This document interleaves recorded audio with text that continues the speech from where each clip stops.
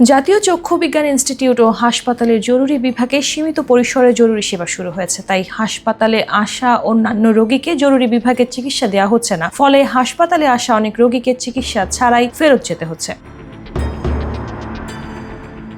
জুলাই আহতদের সঙ্গে সাধারণ রোগী ও হাসপাতালের চিকিৎসক, নার্স, কর্মকর্তা, কর্মচারীদের সংঘর্ষ মারামারির পর হাসপাতালে সব ধরনের সেবা বন্ধ হয়ে যায়। হাসপাতালটির জরুরি বিভাগে সীমিত পরিসরে চিকিৎসা সেবা চালু হলেও এখনো পুরোপুরি কাটেনি অচল অবস্থা।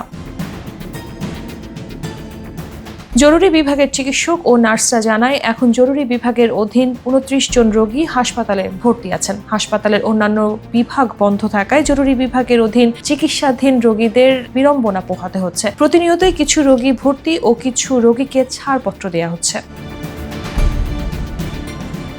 জরুরি সেবার প্রয়োজনীয়তা না থাকা রোগীদের হাসপাতাল থেকে ফেরত পাঠানো হচ্ছে বলে জানান জরুরি বিভাগের চিকিৎসক ও নার্সরা। হাসপাতালে সেবা নিতে আসা রোগীরা বলেন, সংঘর্ষের জেরে হাসপাতালে চিকিৎসা সেবা বন্ধ হওয়ার ঘটনা আমরা জানি। সম্প্রতি সীমিত পরিসরে চিকিৎসা সেবা চালুর খবর পেয়ে চিকিৎসার আশায় হাসপাতালে আসি, কিন্তু জরুরি বিভাগ থেকে আমাদের চিকিৎসা দেওয়া হয়নি। তারা আরো বলেন, আমাদের চোখের যন্ত্রণা আর সহ্য হয় না। এত দূর থেকে এসেছি, এখন অপেক্ষা করা ছাড়া উপায় নেই। আগামীকাল কিছু চিকিৎসা চালুর কথা শুনেছি। কোথাও গিয়ে আজকে থাকার ব্যবস্থা করতে হবে। চিকিৎসা ছাড়া ফেরত গেলে আবার আসতে হবে। বেসরকারি হাসপাতালে চিকিৎসা নেয়ার মতো সক্ষমতা আমাদের নেই।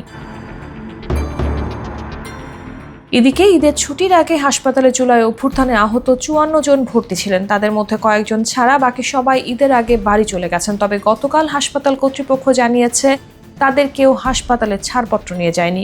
সরকারের গঠিত বিশেষজ্ঞ কমিটি জুলাই অভ্যুত্থানে আহত ব্যক্তিদের ছাড়পত্র দিতে বলেছে। ঈদের ছুটি শেষে তারা আবার হাসপাতালে ফিরে এলে পরিস্থিতি কি হবে তা নিয়ে দুশ্চিন্তায় আছে হাসপাতাল কর্তৃপক্ষ।